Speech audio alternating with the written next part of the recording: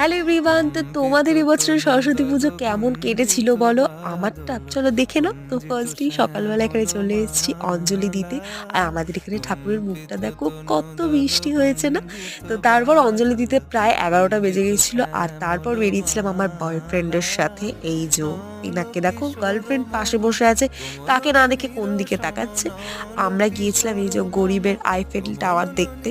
আর জানো তো, এই যে ইকো পার্কের আইফেল টাওয়ারটা, এখানে ওপরেও নাকি ওঠা যায়।